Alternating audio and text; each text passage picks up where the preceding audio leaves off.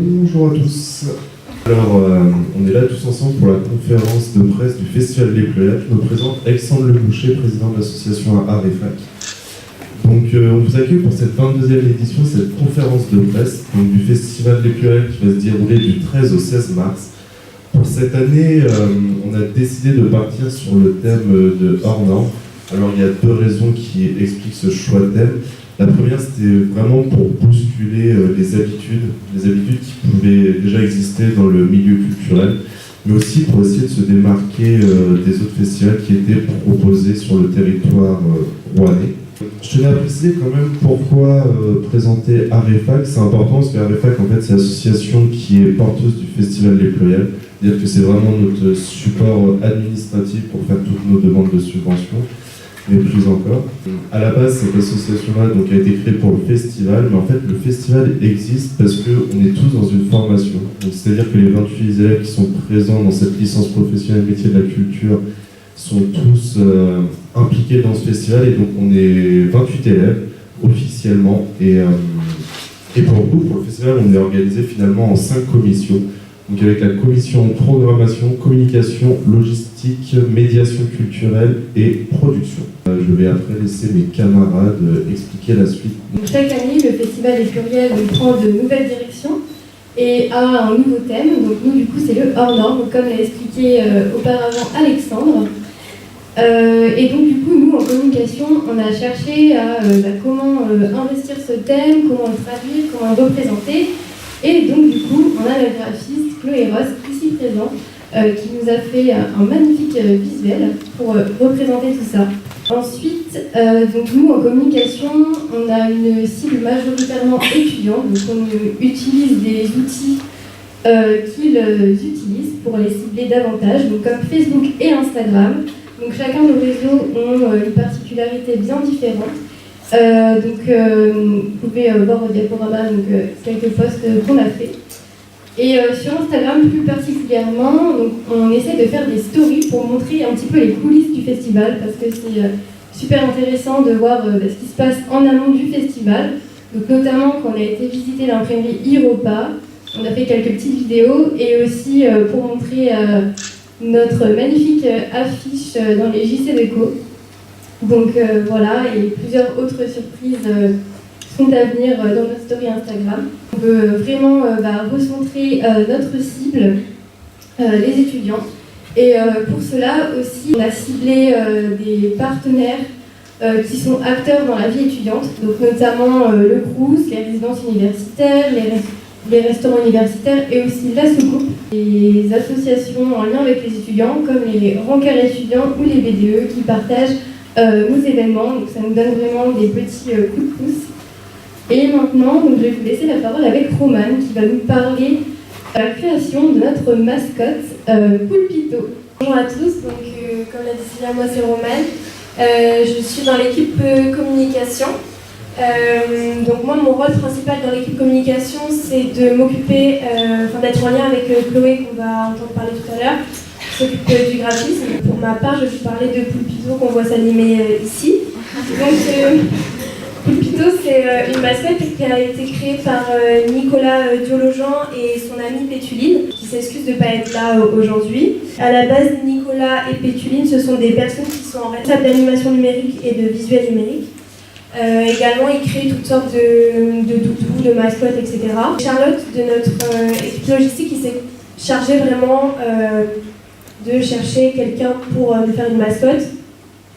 Donc, elle a été en contact avec l'ASH Crew grâce à Valérie Lefort de la MDU, qui nous a redirigé vers ce fameux Nicolas qui nous a beaucoup aidé et suivi dans notre projet.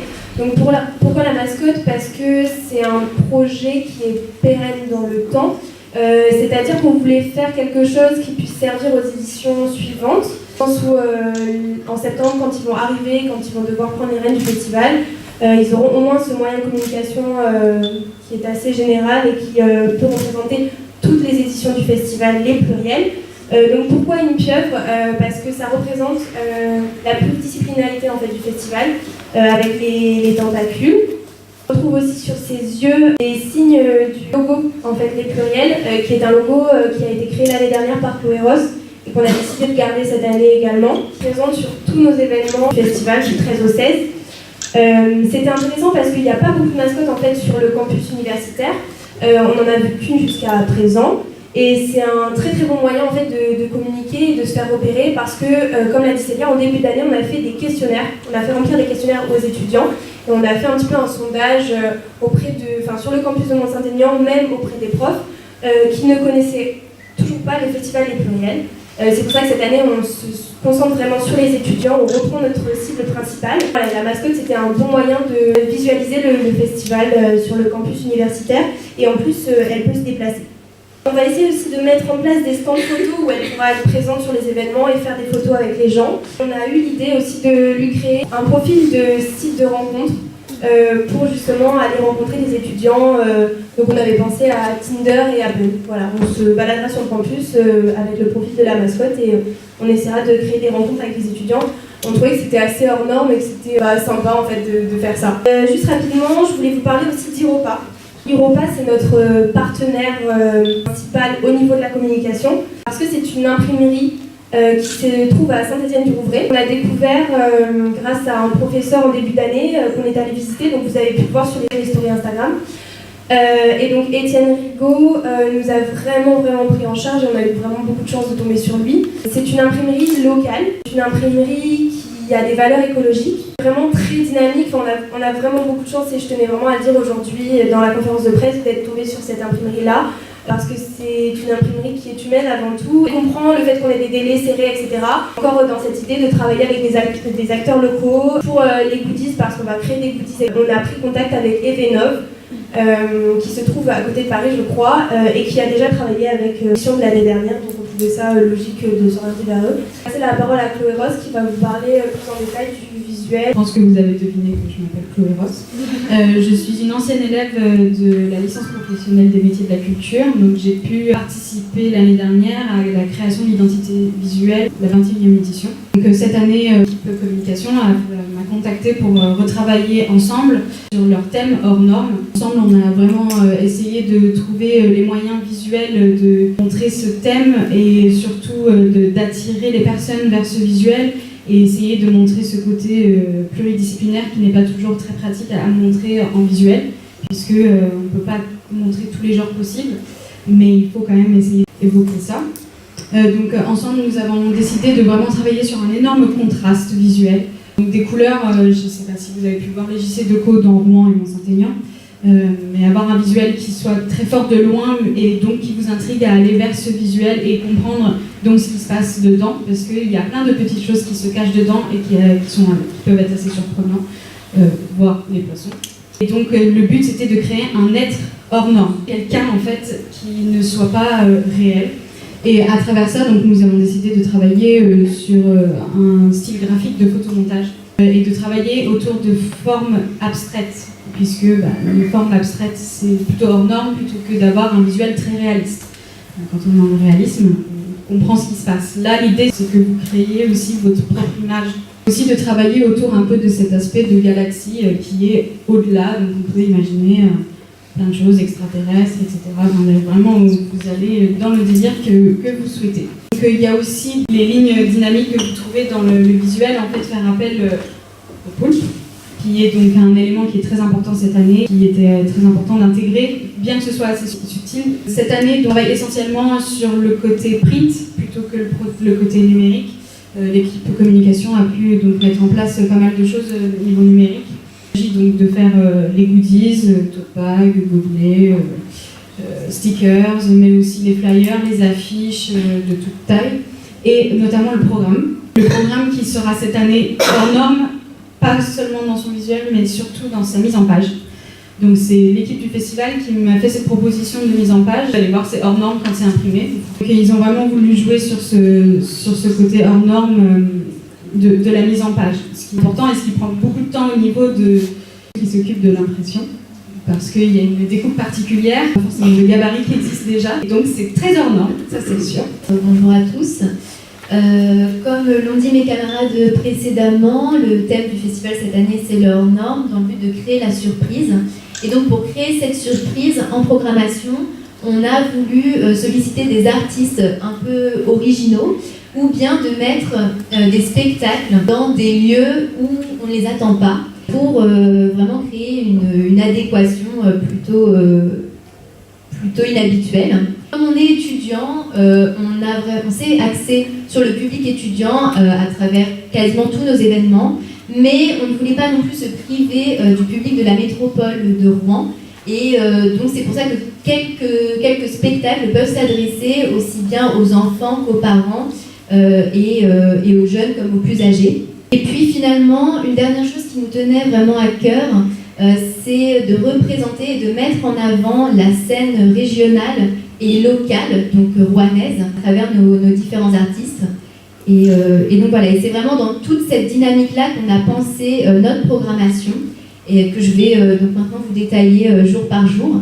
Donc on démarrera le mercredi par une soirée d'inauguration au Théâtre des Deux Rives à Rouen. Là sera présenté un spectacle par le collectif Vecteur, donc le spectacle se nomme Les Bacchantes. Il s'agit de danse. S'en suivra d'un pot et après ce pot, on invitera les spectateurs à revenir dans la salle pour une surprise qu'on leur prépare. Une surprise qui va normalement les chambouler et les amener à vivre une expérience plus ou moins inhabituelle dans un théâtre. S'en suivra donc de la soirée du jeudi soir, donc, qui se déroulera au Spot à Rouen, avec 3 artistes. Donc c'est une soirée rap électro, avec donc Tcheko, qui est un rappeur parisien. Ensuite, nous aurons Rafu, c'est un groupe de DJ rouennais. Puis le collectif Helios, qui est un collectif de DJ havrais. La journée du vendredi est vraiment dédiée aux étudiants, puisque l'ensemble de nos événements se déroulent sur le campus de Mont-Saint-Aignan sur le temps du midi. On aura dans un premier temps Mézergue, avec son piano boom boom, comme il l'appelle lui-même. Donc, il s'agit d'un piano qu'il a aménagé avec différents autres instruments et différentes percussions. Et donc ça aura lieu dans la bibliothèque universitaire. En lien avec le festival Spring et la métropole, nous avons Pac-Man sur le parvis de la maison de l'université. Et donc là, il s'agit d'un jongleur et d'un batteur qui nous inviteront à entrer dans leur camion pour nous proposer leur spectacle. Puis donc, le festival se terminera avec la journée du samedi. On aura dans la journée, dans l'après-midi, une partie qui se fera ici même au musée des Beaux-Arts, avec une déambulation de la troupe La Presque Compagnie, donc il s'agit de théâtre, qui nous inviteront, donc ce sont 2 personnes qui nous inviteront à visiter le musée autrement. Puis nous aurons un spectacle de hip-hop avec le collectif S2H. Donc ça se compose d'un parti spectacle et d'une autre partie battle. Parallèlement à cet événement, dans le jardin de l'hôtel de ville, la caravane de Frédéric Johannet avec le spectacle Les Concerts Monstrueux seront donc juste devant l'entrée de l'abbatiale Saint-Ouen. C'est un spectacle à la fois pour les enfants comme pour les parents, donc qui peut inviter un plus large public. Et nous terminerons ce festival par une soirée à la MJC Rive Gauche de rock garage avec The Baked Beans, qui est un groupe rouennais, et Johnny Mafia qui nous vient de Sens. Et donc plus généralement, et des événements plus globaux, on installera des bornes sonores dans les bibliothèques universitaires sur différents campus, donc en droit, en médecine, sur le campus du Madrigal, mais également à Mont-Saint-Aignan, pour permettre aux étudiants de partir dans une balade sonore à travers ces bornes. Puis une exposition de Jonathan Bertin, qui est un photographe rouennais qui s'axe essentiellement sur la photographie de voyage. Et donc cette exposition se déroulera dans un magasin dans le centre-ville de Rouen. Le magasin s'appelle Exprime et ce sera du 7 mars, donc jeudi prochain, jusqu'au 16 mars. Présenter un petit peu les actions culturelles, donc c'est la commission dont je fais partie. Nous, on a souhaité vraiment axer toutes nos actions autour du public étudiant, qui est un peu en fait notre cible principale cette année. On veut vraiment qu'ils connaissent le festival, qu'ils y viennent, qu'ils y participent et qu'ils se sentent vraiment invités en fait. Donc on a souhaité axer toutes nos actions autour du public étudiant premièrement, et après on a d'autres actions autour d'autres publics bien sûr. Et donc Pour ce faire, en fait, on a voulu rester sur le campus de Mont-Saint-Aignan, sur des temps en fait, où les étudiants peuvent participer, nous voir. Et aussi pour marquer un petit peu le coup, on a voulu rassembler nos actions sur la semaine qui va venir avant le festival. Donc on va avoir des actions sur le campus et autres, pour un petit peu marquer le coup et faire une annonce pré-festival en quelque sorte. Mardi 5, à midi, on a un débat hors norme en fait, qui est ouvert à tous, étudiants ou non. Donc on sera à la MDU dans la salle de conférence, tout le monde est invité à venir donner ses opinions et ses idées, ses avis sur le thème du hors-norme. Ça va nous permettre un peu d'expliquer notre thème et de faire une première introduction en fait, au thème du festival et de voir un petit peu ce qui en ressort, parce que nous, bien sûr, en tant que classe, on a travaillé sur le thème du hors-norme. Nous, on le voit, mais c'est pas, tout le monde ne le voit pas de la même manière, donc c'est assez intéressant de pouvoir échanger avec d'autres opinions. Après, mercredi, on a une exposition, on va avoir le vernissage en fait, d'une exposition photo, qui n'est pas celle de Jonathan Bertin, même s'il y participe en quelque sorte. En fait, on a lancé un concours photo sur le thème hors norme en janvier. Donc on a invité tout le monde, étudiant ou non, à nous envoyer leurs photos sur le thème lieu hors norme, corps hors norme et nature hors norme. On a reçu une bonne trentaine de photos dans chacune des catégories et on a élu 5 gagnants dans chacune des catégories, donc pour 15 gagnants en tout, qui vont être exposés pendant 2 semaines à la MDU. On fait le vernissage donc mardi soir à 18h autour d'un petit pot et en présence de Jonathan Bertin, donc, qui fait une exposition pendant la semaine, en même temps en fait que la semaine pré-festival et la semaine du festival, mais qui est aussi notre jury, parce qu'on n'a pas forcément en fait, toutes les compétences pour être un jury éligible, on va dire, mais lui, vu qu'en tant que photographe, c'est sa profession, donc on l'a invité en fait, à juger un peu les photos. Et du coup, à 18h30, il fera une conférence sur son métier. Il nous parlera de la photographie, de sa vision un petit peu de la photographie de voyage, de son métier. Donc toujours à la MDU, en la continuité du vernissage de l'exposition, à partir de 18h30, il sera dans la salle de conférence pour expliquer un petit peu ce qu'il fait. Jeudi, on a l'honneur d'être reçu à l'Opéra dans un des studios de danse avec le collectif Vecteur donc, qui ouvre le festival, en fait, qui fait la soirée d'ouverture.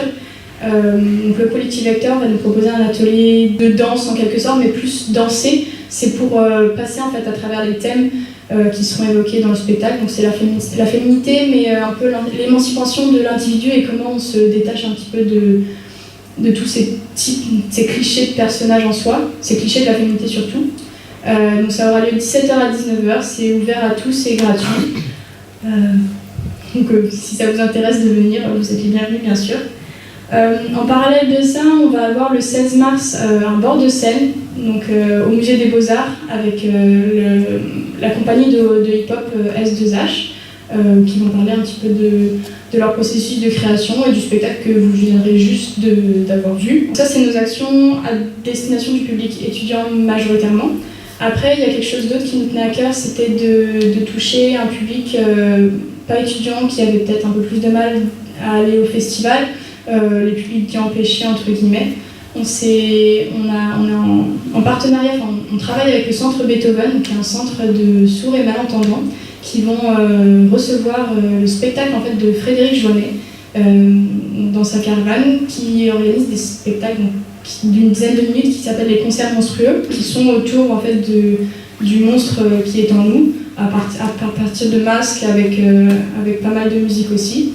Donc on a travaillé avec Frédéric et le Centre Beethoven pour créer une action avec les enfants sourds du Centre Beethoven. Donc Frédéric viendra présenter son spectacle dans la caravane et suivi d'un atelier donc, avec une certaine partie de notre équipe où les enfants pourront créer en fait leur propre masque. Moi je représente l'équipe production. Au-delà de tout ce qu'on a vu de l'investissement de tous les membres de notre association, nous avons vraiment eu en charge la partie gestion administrative, qui est un peu essentielle aussi à coordonner tout ça. Et nous avons donc beaucoup de remerciements à faire, car le festival n'aurait pas vu le jour grâce à tous les partenaires, les structures et les institutions qui nous soutiennent et qui ont déjà soutenu le festival pendant de nombreuses années. Nous avons en particulier un remerciement pour la FSDIE et l'Université de Rouen-Normandie avec le bureau de la vie étudiante, le CRUS, le département des métiers de la culture, la ville de Mont-Saint-Aignan, la ville de Rouen, la métropole et le festival Spring, le département de la Seine-Maritime, la DRAC et la région Normandie, la maison de l'université et la bibliothèque universitaire, le réseau Astuce, l'entreprise Europa, l'Opéra de Gand, le musée des Beaux-Arts, la MJC Rive Gauche. Nous voulons faire un petit remerciement particulier en fait, pour l'équipe enseignante des métiers de la culture qui travaille d'arrache-pied avec nous pour mettre en place ce festival, car pour nous, la plupart d'entre nous, c'est une première dans cette organisation et cette gestion. Et un remerciement vraiment particulier en fait, au CDM et à son équipe, car nous avons eu la chance cette année aussi d'être entourés par eux. Ils nous ont permis aussi de nous guider, de nous stimuler, de nous supporter pendant voilà, ce début d'année et jusqu'à maintenant. Et donc un grand merci à Charles Flamand, à Fabien Jean et à Philippe Chameau. Eh bien, je vous remercie d'avoir été attentif et d'être présent. Merci.